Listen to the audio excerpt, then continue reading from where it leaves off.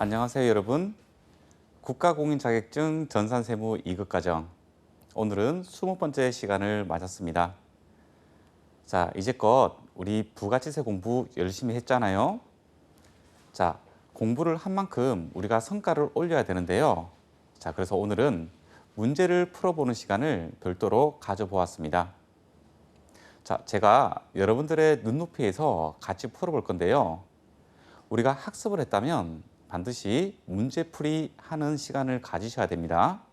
왜냐하면 우리가 공부하고 이해했는 그런 법령들이 실제 문제에서는 어떻게 적용되는지는 실제로 문제를 풀어봐야지 알 수가 있는 부분들이거든요. 그래서 오늘 그 기출문제 중에서 조금 중요한 문제들을 제가 좀 선별을 해 왔는데요. 오늘 학습을 하시면서 문제는 저렇게 풀어야 되고 그리고 법령은 저렇게 이해해야 되겠구나 라는 추가적인 학습 요소를 찾는데 오늘 시간을 좀 할애보면 어떨까요? 자, 그럼 기출문제 풀이 시작하도록 하겠습니다. 자, 첫 번째 문제인데요. 자, 다음 중 부가치세법상 여기 제하의 공급 특례에 해당하지 않는 것은 이렇게 나왔다, 그죠? 자, 이 특례라는 것은요, 통상적으로 우리 간주 공급에 해당되냐 안 되냐를 물어보는 것들이거든요. 자, 여러분들 그 간주 공급 기억나시죠? 뭐 개인적 공급, 그리고 사업상 증여, 그리고 뭐 면세 존용 이런 것들요. 자, 거기에 해당되지 않는 것을 찾아내면 되는 겁니다. 자, 그런데 단서 규정에 아래 보기에서는 모두 구입 시 정상적으로 매입세 공제를 받았다고 가정한다라고 되어 있잖아요. 요 규정이 없으면 요 특례가 들어갈 여지가 없는 겁니다. 그죠? 매입세 공제를 받은 것이 없기 때문에 당연히 공급으로 보지 않는다는 거죠. 풀어보겠습니다. 자기의 가세 사업을 위하여 구입한 제하를 자기의 면세 사업에 사용했다. 자, 그렇게 되면 우리 면세 전용이 일어났습니다. 그죠? 자, 그래서 간주 공급에 해당한다. 자, 어렵지 않습니다. 두 번째, 자, 직접 제조한 가세 제한인데요. 이 가세 제한을 어떻게 했나요? 자, 직원 생일 선물로 제공을 했네요. 자, 그런데 이게 1인당 연간 10만 원 이내네요. 자, 그러면 우리 개인적 공급에는 일단 해당되는데 우리 제외 사유 들어봤다, 그죠? 그때 이런 경조사 등 기념일 등 경조사 등 연간 10만 원 이내면 괜찮다, 그죠? 자, 그래서 답은 2번이 될 겁니다. 3번 가세 사업자가 사업을 폐업할 때 잔존하는 제하, 즉 너가 사업을 영위할 때 매입세 공제받은 그 제하가 너가 폐업할 때 남아있다면 너가 매입세 공제받은 그 부가지세를 토해내고 폐업해라 라는 그런 규정이다. 그죠? 그래서 3번도 간주 공급에 해당됩니다. 4번 직접 제조한 가세 제하를 특정 거래처에 선물로 제공하는 경우, 자, 우리 사업상 증여에 해당한다. 그죠? 하지만 뭐 견본품이나 이런 제외 사유들도 있습니다. 자, 그래서 1번의 답은 2번인데 여러분들도 똑같이 맞춘 거 맞죠? 자, 이렇게 기출 문제를 풀이하면서요. 자, 이런 이론적인 내용들을 한 번 더 살펴보시는 게 좋습니다. 자, 우리 자가 공급에는 우리 그때 면, 비, 판 이런 식으로 외웠다. 그죠? 앞글자를 잘 따가지고요. 자, 지금 문제에서 나왔던 게 여기 개인적 공급 중에서 여기 제외 사유에 해당된다. 그죠? 1인당 연간 10만 원 이내의 경조사와 관련된 제하 등. 그래서 실제로는 원칙상으로는 개인적 공급이지만 제외 사유에 해당되기 때문에 개인적 공급으로, 그러니까 간주 공급으로 보지 않는다. 그런 규정이었습니다. 2번 풀어볼까요? 다음 중 부가치세법상 영세율 적용 대상이 아닌 것은 이렇게 돼 있네요. 자, 1번 내국 신용장 구매 확인서에 의하여 공급하는 수출용 제하. 자, 이거 내국 신용장 우리 LC라고 한다 그죠? 그리고 구매 확인서 이런 걸로 우리가 공급을 하게 되면 영세율 적용된다 그죠? 국내 거래이지만 영세율이 적용됩니다. 2번 수출업자와 직접 도급 계약에 의한 수출 제한 인가공 용역. 자, 이런 식으로 인가공을 한 다음에 수출업자한테 우리가 공급을 해주게 되면 이 수출업자는 어차피 수출하려고 하는 거잖아요. 그래서 이것도 어차피 수출할 거니까 영세율이 적용된다. 그죠? 그리고 국외에서 공급하는 용역. 자, 국외에서 공급하는 용역이니까 영세율이 적용된다.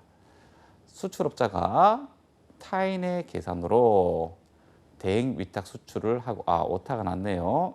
수출이 아니고 수술입니다. 그죠? 대행 위탁 수출입니다. 그죠? 추술이 아니고 수출. 자, 대행 위탁 수출을 하고 받은 수출 대행 수수료. 자, 요거 국내 거래고요. 자, 요거는요. 영세율이 적용되지 않습니다. 자, 일반적으로 우리가 수출하는 제하 그리고 국외에서 공급하는 용역, 국내 거래이지만 수출로 보는 일정한 제한이나 용역의 공급, 여기에서만 영세율을 적용해 주거든요. 그런데 이 4번은 성격이 그냥 국내에서 일반적으로 벌어지는 그런 용역에 해당되기 때문에 이런 수출 대행 수수료 같은 경우에는 영세율 적용이 아니라 일반 가세가 적용됩니다. 문제 중에 잘 나오는 문구거든요. 그래서 눈여겨서 좀 볼 선택지에 해당이 됩니다. 아셨죠? 자, 그러면서 우리 영세율 한번 더 정리를 한번 해볼까요? 자, 수출하는 제하, 직수출 이런 것들, 그리고 LC나 구매 확인서에 의해서 하는 것들, 그리고 국외에서 제공되는 것들, 외국 항행 용역, 그리고 기타 외화 획득을 위한 제한 또는 영역, 국내 거래지만 여기 실질이 그 수출하고 동일한 그런 효과들이 있는 그런 국내 거래입니다. 자, 이런 식으로 우리가 문제를 풀면서 그 관련된 내용을 이렇게 한 번 더 보게 되면 이게 하나하나를 외우는 게 아니고 눈으로 이렇게 스캔을 뜨는 거죠. 그죠? 자, 이런 식으로 자꾸 눈과 익숙하게 만들어줘야 됩니다. 그래야지 자기의 지식으로 남을 수 있는 거예요. 자, 3번 문제 한번 풀어볼게요. 자, 다음 중 부가지세법상 납부세 계산 시 공제 대상 매입세에 해당되는 것은 그러니까 불공제 자, 매입세에 불공제가 3개가 있겠고 공제되는 게 하나가 있겠다. 그죠? 자, 그러면 무엇이 불공제고 무엇이 공제가 되는지 한번 살펴보도록 할게요. 자, 대표자의 개인적인 구입과 관련된 매입세 요거 안 된다. 왜 그렇죠? 그렇죠. 사업과 무관하다. 그죠? 사업과 무관해요. 자, 2번 공장 부지 및 택지의 조성 등에 관련된 부가가치세 매입세 요거 안 된다. 왜요? 토지를 취득하거나 토지를 사용할 수 있게 조성하기 위해서 부담한 매입세액은 우리 불공제 사유에 해당된다. 그죠? 자, 3번 렌터카업의 영업에 직접 사용되는 승용 자동차 관련된 매입세액이래요. 자, 3번은 가능합니다. 자, 우리가 불공제로 하는 것은요. 비영업용입니다. 그죠? 비영업용 소형 승용차예요. 자, 비영업용과 비교되는 말이 영업용인 거죠. 자, 이 영업용은요. 이 승용차를 영업적인 목적으로 사용을 해야 된다는 겁니다. 자, 통상적으로 우리가 렌터카 사업이나 뭐 택시라든가 이런 것들은 전부 다 그 차량이 어떻게 쓰인다? 영업용으로 사용되죠. 자, 하지만 우리 업무 부서용, 그러니까 부서 이용자가 어떤 그 출장을 가기 위해서 사용하는 우리 차량 뭐 이런 것들 있죠. 자, 그거는 영업용이 아니라 업무용에 해당된다. 그죠? 자, 업무용에 해당되게 되면 그게 비영업용에 해당이 된다는 겁니다. 아셨죠? 그래서 3번은 렌터카업은 그 승용차를 영업용으로 사용하기 때문에 요거 3번이 우리 공제대상 매입세액에 해당이 됩니다. 자, 4번 거래처. 자, 거래처에 동그라미 쳐놔야 돼요. 그죠? 자, 거래처 체육대 증정용 가세물품 이렇게 돼 있잖아요. 그죠? 자, 이 거래처 뭐예요?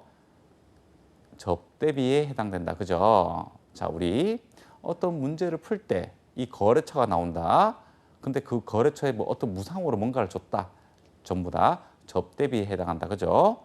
이 접대비와 관련된 매입세액도 불공제 대상입니다. 여러분들 아셨죠? 자, 그래서 답은 3번이고요. 자, 우리 불공제 대상들 한 번 더 살펴보도록 할게요.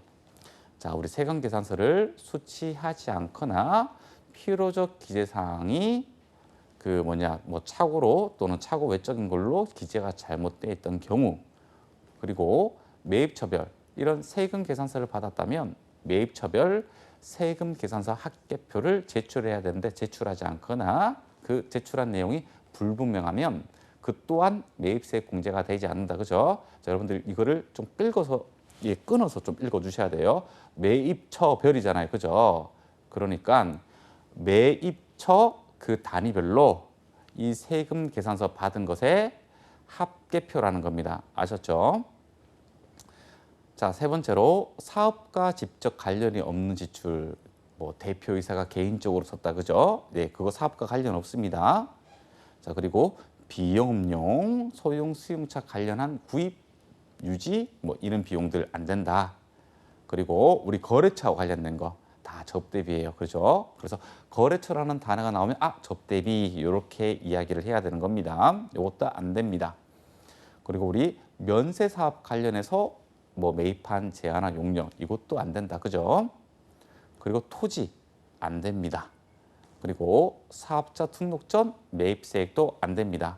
하지만 가세기간 끝난 후 20일 이내에 사업자 등록을 하면 공제 가능합니다. 아셨죠? 자, 여러분들 요거 잘 암기가 되어 있어야 되는 것들입니다. 이제는 알 거예요. 너무 반복적으로 이야기를 했기 때문에. 그죠?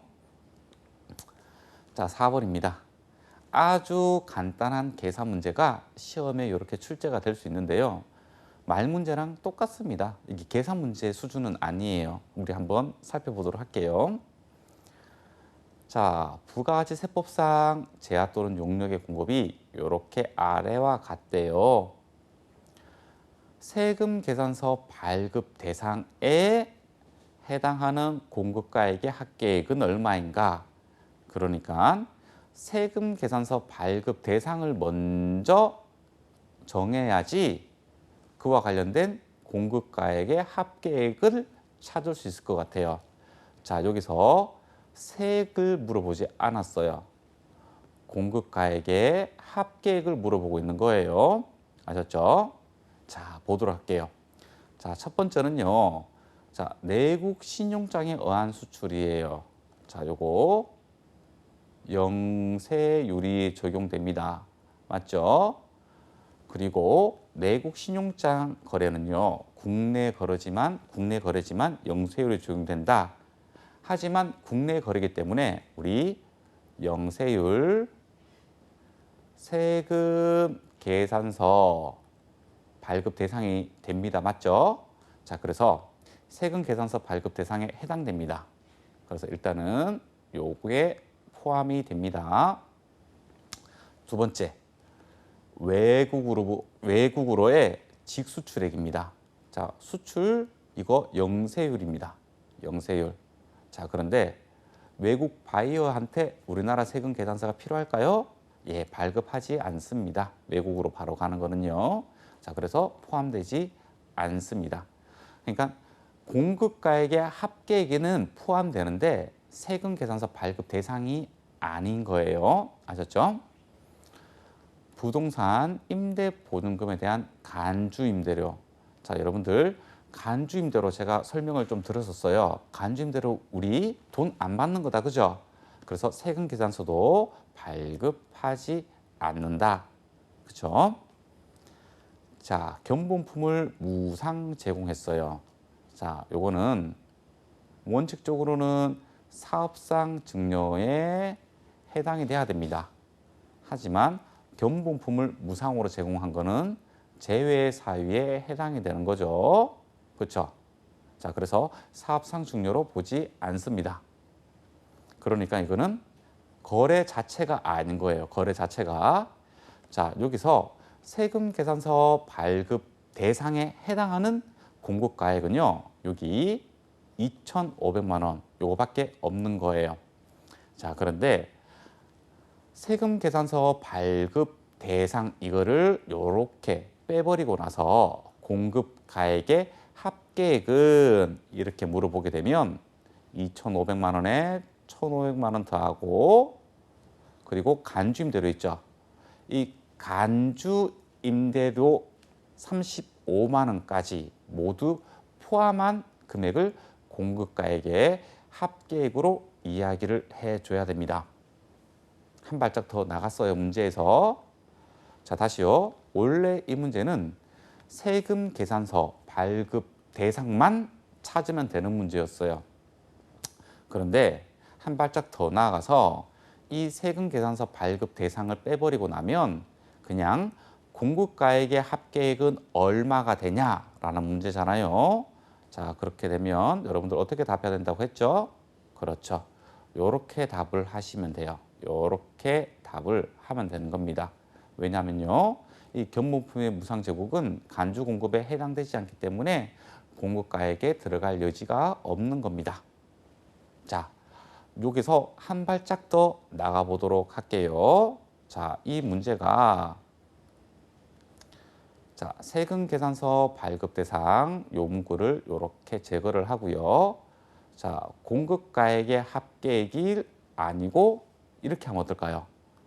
자, 매출세액은 얼마인가 라고 하면 어떻게 되죠?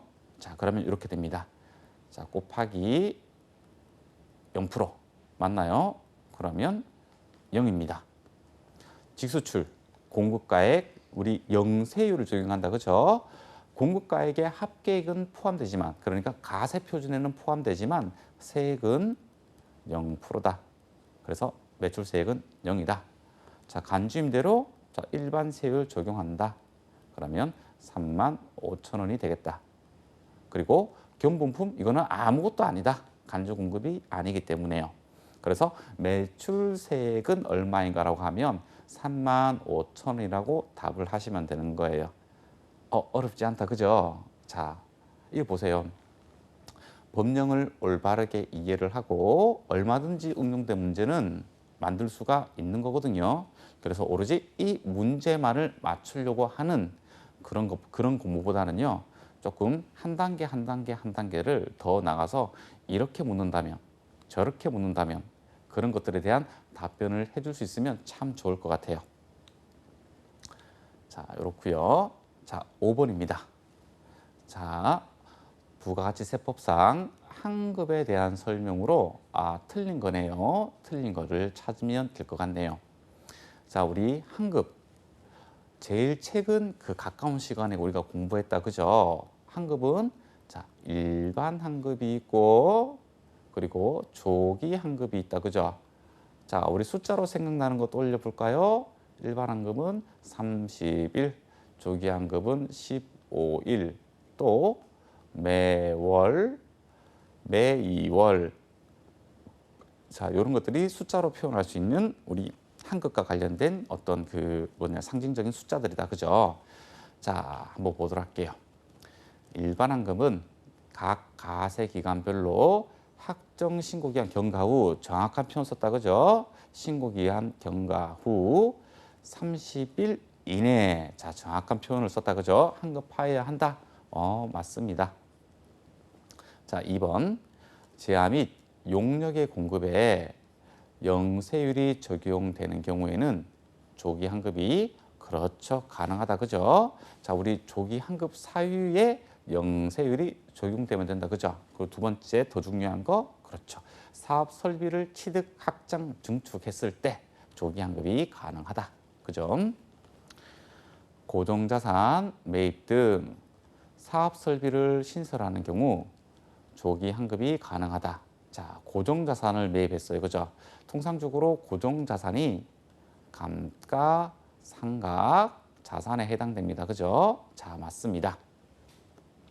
4번 영세율 등 조기 환급 기간별로 당해 조기 환급 신고 기한 경과 후 25일 바로 알겠어요. 그죠? 15일 이내에 환급해야 된다. 이 문제는 사실 빠르게 맞출 수 있는 문제였습니다. 그죠? 자, 이번 문제를 제가 선택한 이유는요. 각 정의에 대해서 잘 풀어놓은 선택지가 많았기 때문에 제가 가져온 문제거든요. 누가 이 문제를 못 풀겠어요. 그죠? 자, 그런데 이런 개념적인 문제를 살짝만 꼬고 나면 문제를 풀기가 많이 힘들기 때문에 이런 원론적인 그 문장들을 여러분들이 눈여겨 잘 보면 좋을 것 같습니다. 자, 조기 환급 대상 여러분들 중요하니까 다시 한번 보도록 할게요. 조기 환급이 되려면 영세율 대상이 되던가 안 그러면 사업 설비를 취득, 확장, 증축하던가 통상적으로 사업 설비는 고정 자산에 해당이 되고 이 고정 자산은 감가상각 자산에 해당한다. 세 번째, 재무구조 개선 계획. 이거 딱 외워놓으세요. 특징적인 거. 그죠? 그리고 매월, 매 2월인데 예정 신고 기간, 가세 기간 최종 3월. 자, 가세 기간 최종 3월은 법령상의 문구. 우리가 얘기할 때는 편하게 얘기할 때는 확정 신고 기간. 오케이? 네. 자, 6번 풀어보도록 합시다. 자, 6번 부가치세법상 자, 공급 시기를 묻는 거네요. 자, 공급 시기를 묻는 거는요. 이거는 여러 가지 형태로 만들어낼 수가 있어요. 그런데 이 공급 시기의 문제를 맞추려면요. 기본적으로 암기가 되어 있어야 됩니다. 자, 잘못된 것은 찾아보도록 할게요. 자, 상품권이 나왔네요. 상품권 등을 현금 또는 외상으로 판매한 후, 자, 현금이든 외상이든 상품권을 판매를 했습니다. 그리고 해당 상품권이 자, 현물과 교환되었을 때의 공급 시기는 언제인가라는 거죠. 그렇죠. 재화가 실제로 인도될 때를 공급 시기로 보는 겁니다. 자, 상품권은 어떤 교환의 대상이 되는 우리 화폐 있죠, 화폐. 우리가 1,000원을 다른 누군가에게 준다고 해서 부가치세를 매기지 않잖아요. 자, 이런 화폐나 이런 상품권들 같은 경우에는 어떤 재화를 구입할 때 사용하는 요소이지 부가치세법하고는 관련이 없어요. 그래서 이 상품권이 판매될 때가 공급 시기가 아니고 이 상품권이 현물로 현물로 바뀔 때 그때를 공급 시기로 하는 거예요. 그래서 상품권이 현물로 교환됨으로써 실제로 인도되는 때를 공급 시기로 본다는 겁니다. 자, 2번 중간 지급 조건부로 재화를 공급하는 경우 자, 이때 재화가 인도하거나 이용 가능할 때 저는 2번을 알고 있어요. 왜냐하면 저는 암기를 하고 있거든요. 자, 이게 어떻게 되냐면 여러분들 들어봤을 거예요. 대가에 그렇죠. 기억나죠? 대가의 각 부분을 어떻게 해요? 받기로 한 때. 계약서상에서 그죠? 계약서상에서 이 대가의 각 부분에 받기로 한 때를 그때를 공급 시기로 본다. 그렇죠? 자, 현금 판매, 외상 판매, 할부 판매. 할부 판매에서는 단기가 있고 장기가 있다. 그죠? 자, 여기서 말하는 거는 단기 할부 판매를 의미하는 거예요. 자, 우리 세법상에서 할부 판매라고 하게 되면 통상적으로 단기 할부 판매를 의미합니다. 장기 할부 판매는 장기 할부 판매라고 꼭 이야기를 합니다. 왜냐하면 이런 공급 시기나 이런 것들이 달라지기 때문에 그런 거거든요. 그래서 요거는 원칙입니다. 재화가 인도될 때를 공급 시기로 봅니다. 또는 이용 가능하게 된 때를 공급 시기로 봅니다. 아셨죠? 자, 그리고 직수출 중개무역 방식의 수출은 그렇죠. 배에 싣거나 비행기에 실을 때를 우리 공급 시기로 본다. 맞나요? 그렇죠. 요거는 우리가 누가 더 꼼꼼하게 암기를 했느냐 안 했느냐 거기에 달려 있는 것 같아요.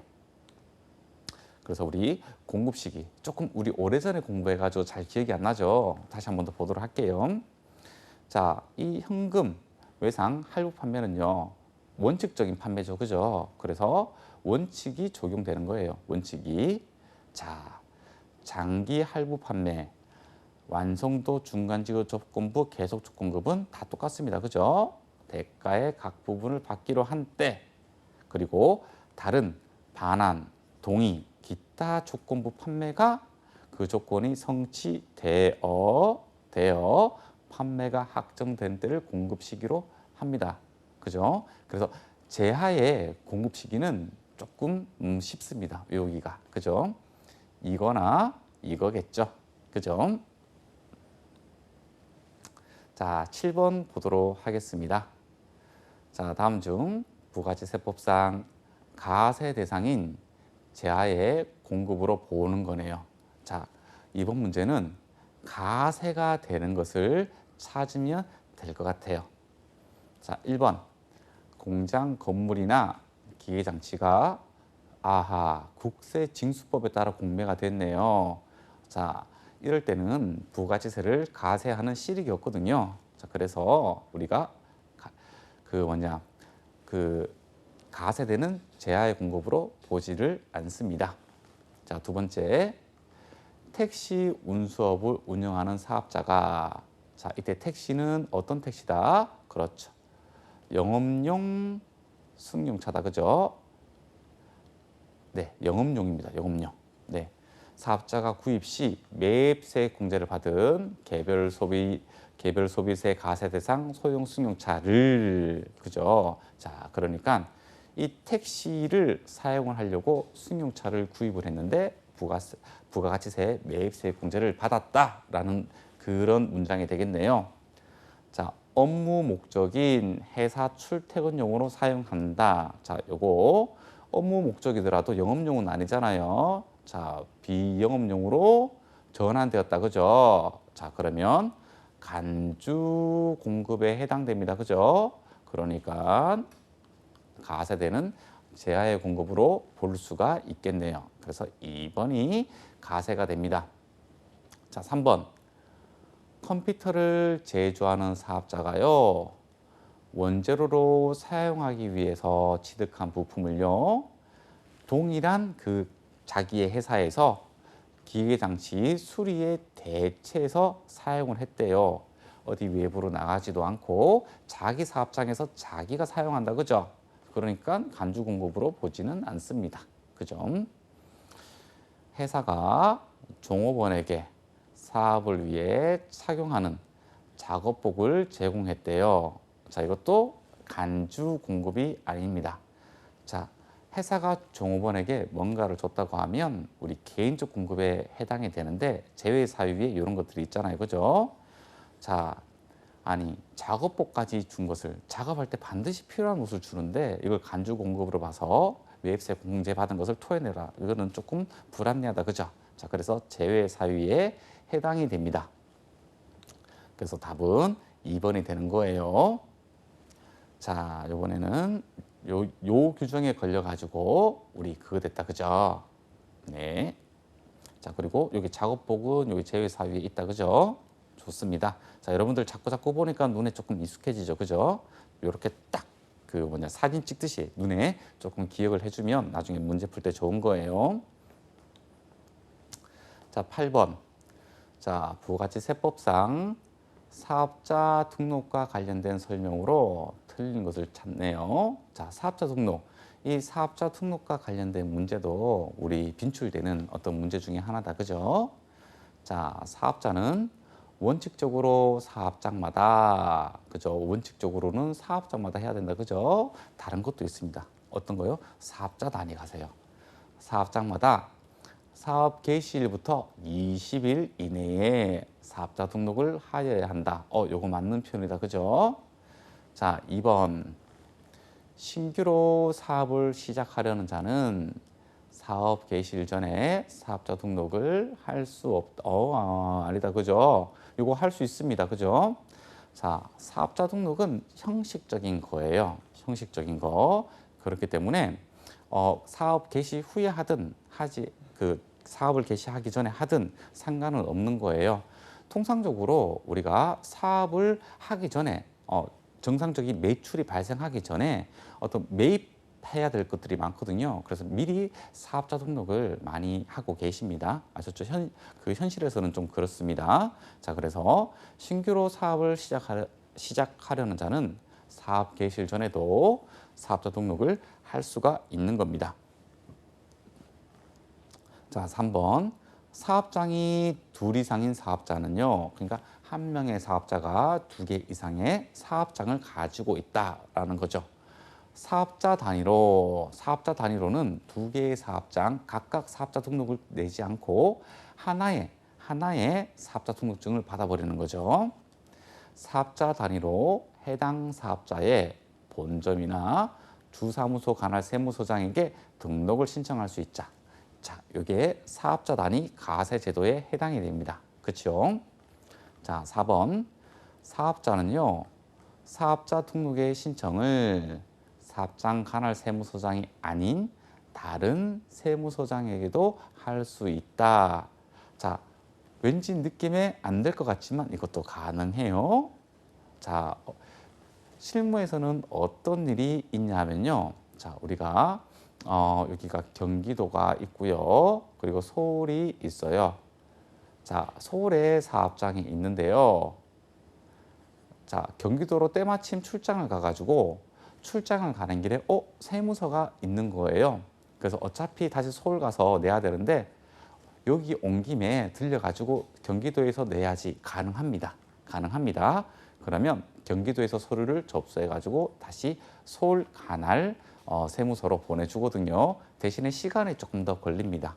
통상적으로 우리가 관할 세무서에서 사업자 등록을 하게 되면 웬만하면 하루 만에 다 나오거든요. 하지만 경기도에서는 접수만 해주지 발행을 해주진 않아요. 그래서 다시 서울로 가서 받긴 받아야 됩니다. 아셨죠? 원본을. 네. 자, 그래서 8번의 답은 이었습니다. 개시일 전에도 사업자 등록은 사업자 편의에 따라서 낼 수가 있는 겁니다. 자, 우리 공부했다. 그죠? 여러분들 기억나나요? 자, 원칙은 사업 개시일 20일 이내에 신청을 해야 된다. 예외는 개시일 전에도 신청 가능하다.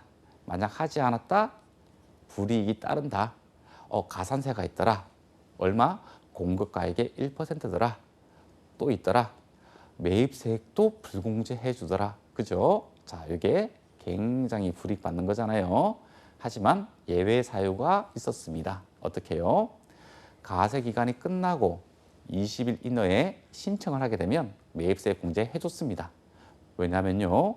이 매입세액 불공제가 너무 큰 불이익이거든요. 네, 그래서 이 공제해 줍니다. 자, 9번 풀어보도록 하겠습니다. 자, 컴퓨터를 제조하여 판매하는 주식회사 백두산의 다음 자료를 이용하여 부가치세법상 잘 보세요. 이번에는 납부세액을 계산하면 얼마인가? 그러니까 납부세액을 이제는 계산해야 되겠네요. 자, 납부세액은 어떻게 계산한다? 그렇죠. 매출세액에서 매입세액을 차감하면 될 겁니다. 자, 여기 매출처별로 세금 계산서를 받은 것을 합계를 한 표를 보니까 공급가액이 1,000만 원이 있었대요. 자, 두 번째. 자, 매입처별 자료 나오고, 그러면 요게 매출세액을 계산하면 되겠고요. 이 매입처별 나왔으니까 이걸 매입세액을 계산하면 되겠다. 그죠?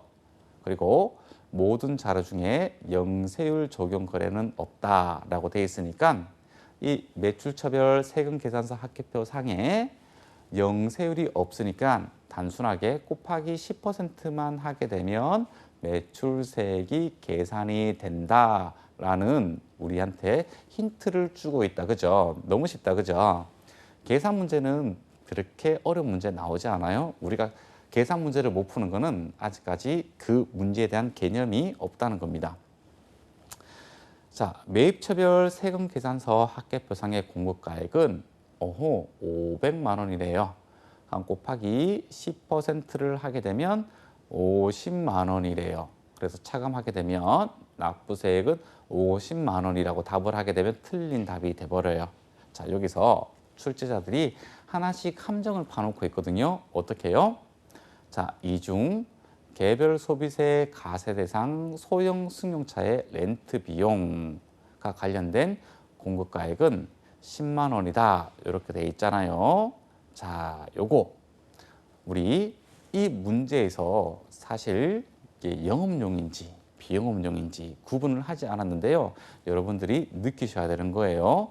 자, 회사가 자동차를 렌트했다. 렌트한 목적이 영업용으로 사용하지는 않을 거잖아요. 그죠? 그렇죠. 업무용으로 사용할 거기 때문에 잠깐 렌트해서 사용을 한다는 거잖아요. 그죠? 그래서 이런 상식적으로 생각할 수 있는 부분은 해줘야 됩니다. 자, 업무용이네요. 그러면 어떻게 돼요? 그렇죠.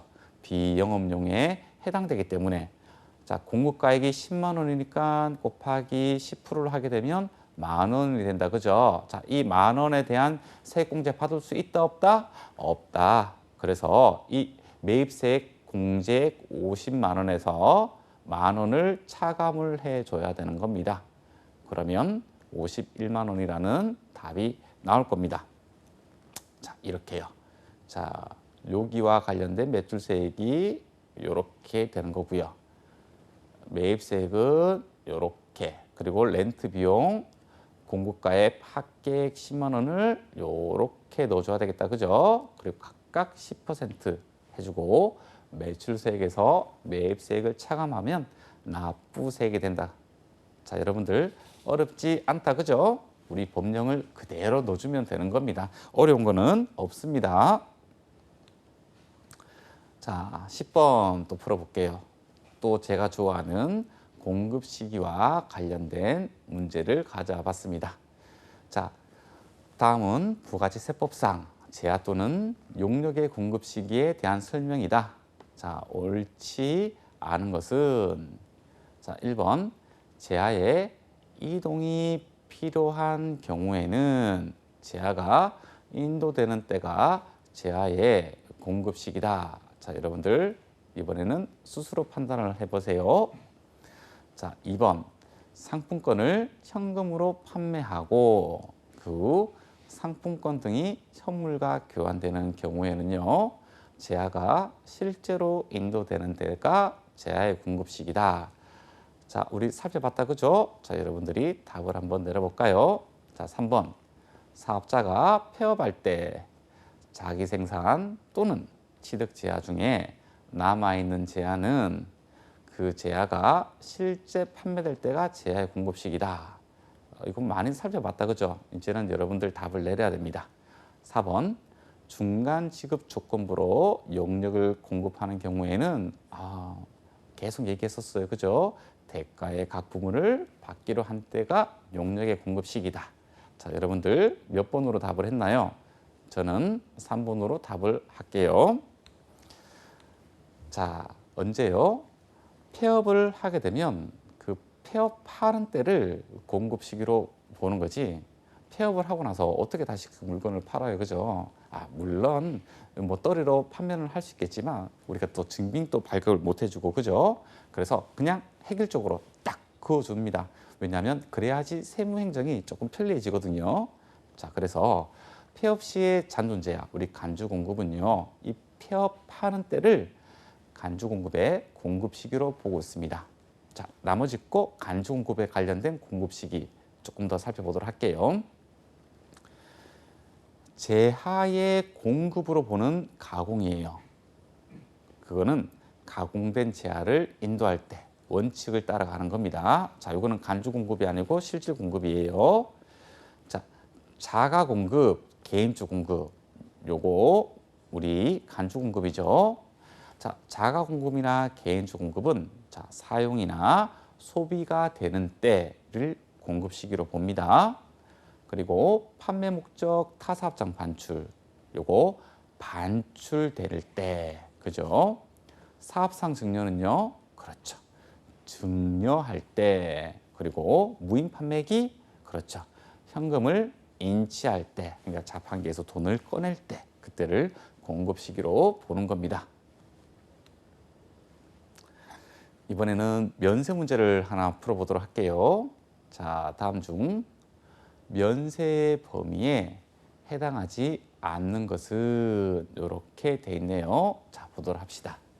자, 1번 외국에서 생산된 식용으로 제공되지 아니하는 농산물이네요.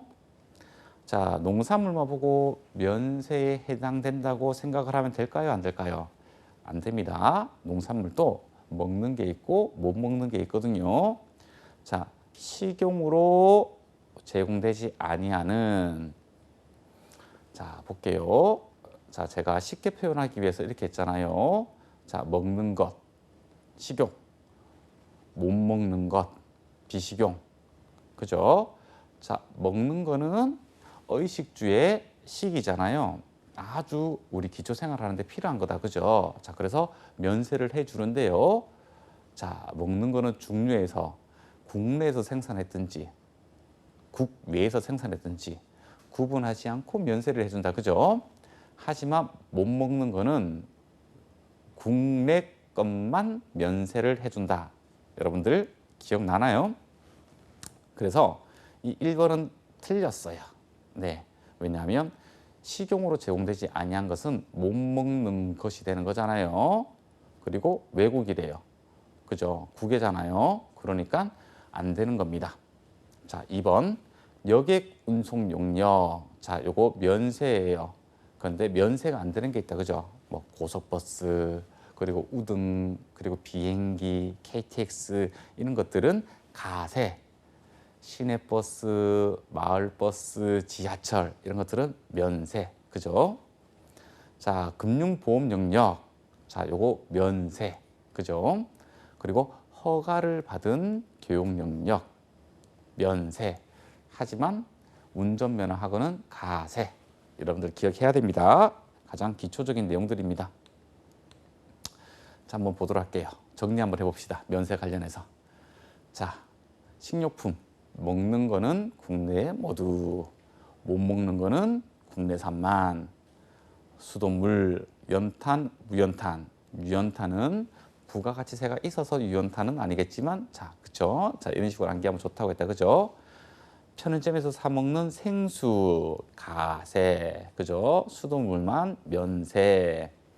그리고 요런 것들. 그리고 여기에 운송 용역. 그리고 주택과 관련된 임대. 아셨죠? 자, 12번. 자, 부가치세법상 자, 일반 가세 사업자가 다음과 같이 가세 사업용으로 수취한 매입세액 중에 매입세액이 공제되지 않는 것은 자, 여러분들 자, 이 문장이 이해 갔나요? 자, 일반 사업자가 우리 가세 사업용으로 수취한 매입세액 중에서 매입세액이 공제되지 않는 거래요. 그냥 매입세액이 공제되지 않는 것을 찾으면 되는 거예요. 그죠? 자, 이런 말들은 그냥 문장을 꾸며주는 말이다. 그죠? 자, 그래서 불공제되는 것을 한번 찾아보도록 할게요. 일반 가세자로부터 컴퓨터를 구입하고 법인카드로 결제를 했대요. 자, 일반 가세자로부터 구입을 한 거예요. 자, 공급가액과 세액을 별도로 기재했네요. 요건을 갖췄네요.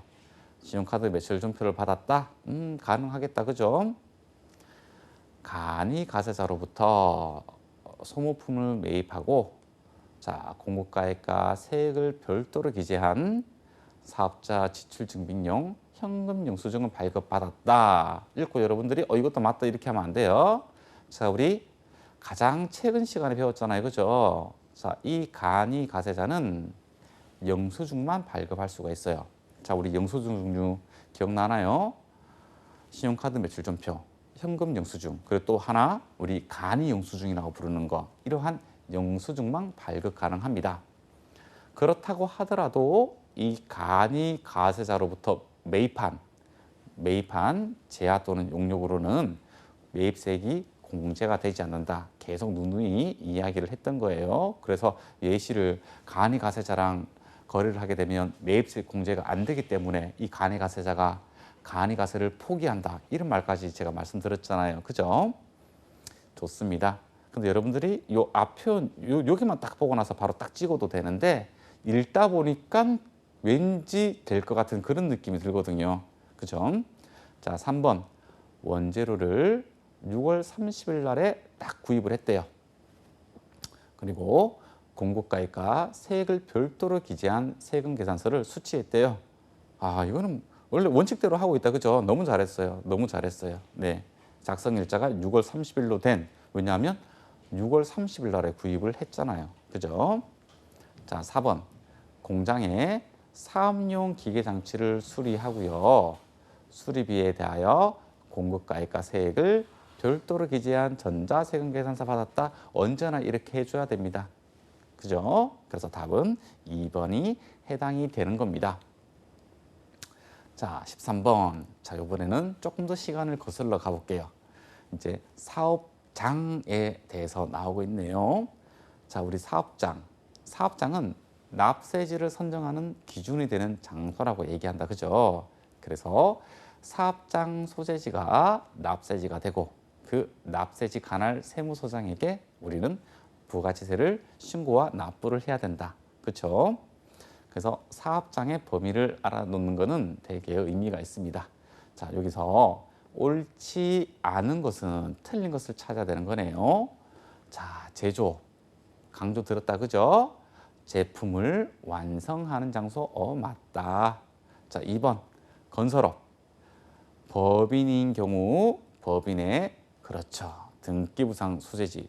부동산 등기부상 소재지가 아니고 법인의 등기부상 소재지다. 그죠? 자, 우리 건설업, 운수업, 부동산 매매업을 영위하는 법인 사업자 같은 경우에는 법인 등기부상 소재지를 사업장으로 한다. 그죠? 왜냐하면 이 본점에서 일을 다 할 거니까. 자, 만약에 여러분들한테 다른 퀴즈를 내겠습니다. 이런 건설업, 운수업, 부동산 매매업을 영위하는 사업자가 개인이라면 어떻게 될까요? 그렇죠. 업무를 총괄하는 장소가 사업장이 됩니다. 아, 요 밑에 있네요. 그죠? 자, 부동산 매매업인데 이번에는 개인이래요. 개인. 그러면 업무를 총괄하는 장소가 맞다. 그죠? 3번. 그럼 당연히 답은 4번이겠다. 그죠?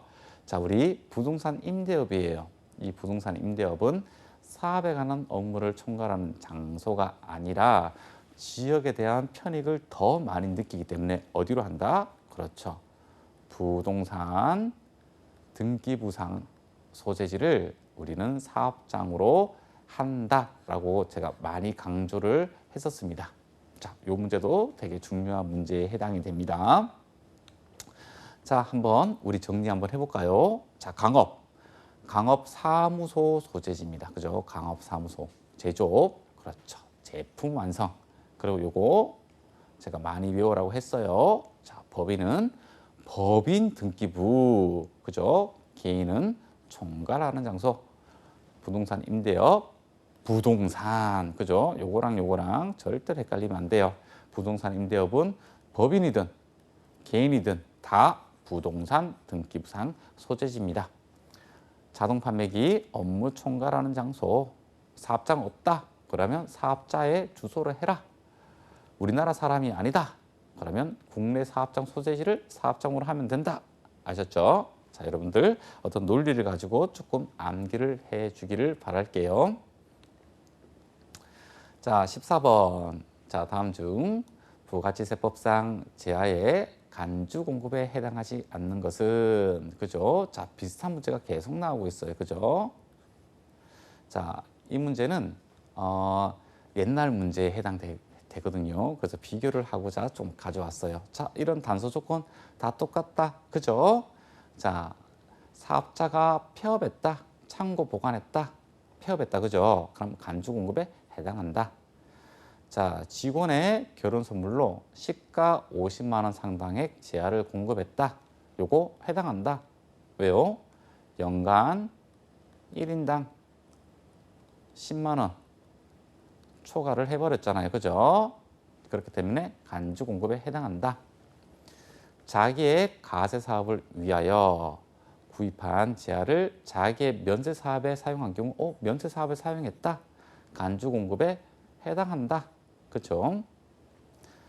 주유소를 운영하는 사업자가요, 사업 관련 트럭에다가 연료를 무상으로 공급했다. 개인적 공급이다. 그렇죠? 자, 여기서 제가 요거를 이야기해 주고 싶어서 그런 거예요. 자, 옛날에는 금액 제한 요건이 없었었어요. 금액 제한 요건이 없었었어요. 옛날에는 이게 간주 공급이 아니었었어요. 그래서 문제를 풀다 보면 이 문제가 답이 2번으로 체크되어 있는 경우가 있거든요.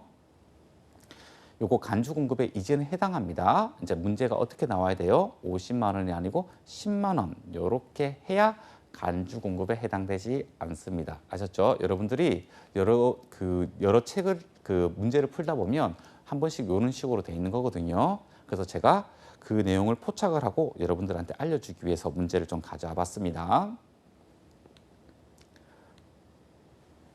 자, 다음 중 제한 및 용역의 공급 시기에 대한 설명으로 자, 옳지 않은 것은 자, 보도록 할게요.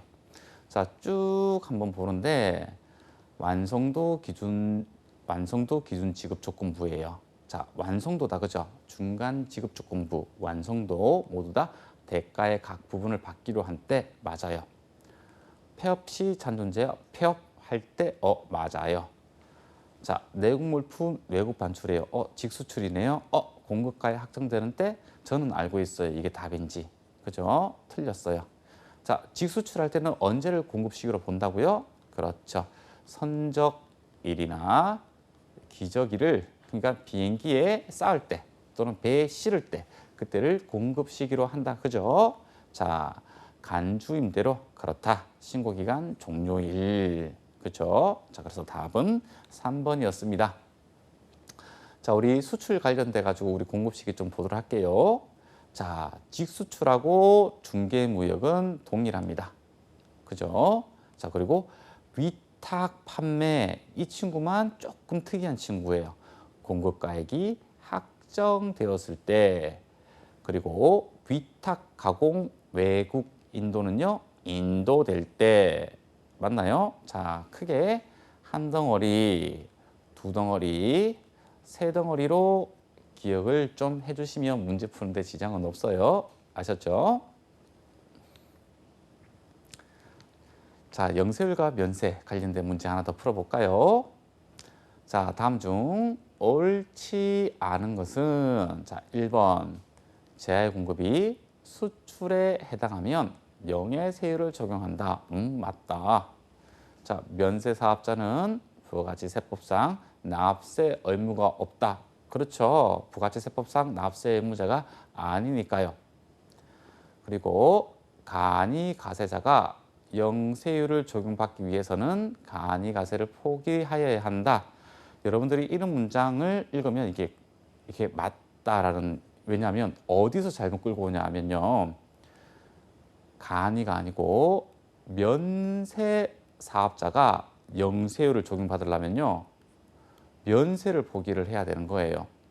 간이가세자는요. 영세율을 적용받을 수 있어요. 왜냐하면 간이가세사도 부가가치세법상 납세 의무자에 해당하기 때문에 그렇습니다. 자, 이 3번 문장을 맞다고 체크하는 친구들은요. 이 면세 포기하고 잘못 법령을 암기를 했기 때문에 이러한 일들이 발생하는 거예요. 영세율과 면세 두 개 다 적용되는데 영세율을 적용받으려면 면세를 포기를 해야 됩니다. 그 말이 뭐냐 하면 영세율은 부가가치세법상 사업자만 해당이 되잖아요. 그러니까 이 면세사업자는 부가시세법상 사업자 아니죠. 그러니까 부가치세법상 사업자로 돌아와야 돼요. 그래야지 영세율을 적용받을 수 있습니다. 자, 토지를 매각하는 경우 부가치세 면제된다. 언제나 토지의 매각은 면세다. 아셨죠? 자, 다음 중, 자, 이건 아주 기본적인 건데요. 네, 요새는 이런 식으로 문제는 잘 나오지 않는데요. 그래도 여러분들한테 기본 점수를 주기 위해서 나올 때 있습니다. 자, 공급받는 자, 사업자 등록번호, 또 뭐가 있죠? 그렇죠. 상호, 성명 전부 다 해줘야 됩니다. 그런데 공급받는 자의 사업자 등록번호만 있다고 해서 이게 3번이 틀린 것은 아닙니다. 왜냐하면요. 지금 필요적 기재 사항이 아닌 것을 찾아야 되잖아요. 이 공급받는 자의 사업자 등록번호는 필요적 기재 사항입니다. 맞나요? 네. 그리고 공급하는 자의 잠깐만요. 제가 거꾸로 읽었네요. 자, 공급하는 자의 상호, 성명, 그리고 뭐가 들어가나요? 그렇죠. 사업자 등록번호. 요까지가 필요적 기재 사항입니다. 그죠? 자, 그런데 이런 특정 한 가지만 이야기했다고 하더라도 필요적 기재 사항이 잘못된 건 아니에요. 어떤 의미인지 알죠? 네, 세금 계산서를 작성할 때는 다 적어야 되는 거 맞는데 문제에서 이거 달랑 하나만 나왔다고 해서 이게 필요적 기재 사항이 아닌 건 아니잖아요. 그죠? 네. 자, 그리고 공급받는 자의 사업자 등록번호. 네, 요거 하나만 있으면 되네요. 그리고 공급가액과 부가가치세액을 별도로 구분해서 기재를 해야 되고 공급연 월일이 아니고 그렇죠. 세금 계산서는 작성 연월일이 중요하다. 그죠? 네, 그래서 4번이 답이 되는 것들입니다. 어이고. 자, 오늘 시간이 조금 제한돼 가지고요. 몇 문제를 못 풀어봤는데요. 언제든지 공부를 했다면 문제를 풀면서 내가 어느 정도까지 학습이 되었는지를 반드시 잘 체크를 해줘야 되는 겁니다. 자, 오늘로 부가치세 수업을 마치고요. 다음 시간에는 소득세법으로 다시 만나도록 할게요. 오늘도 수고 많으셨습니다.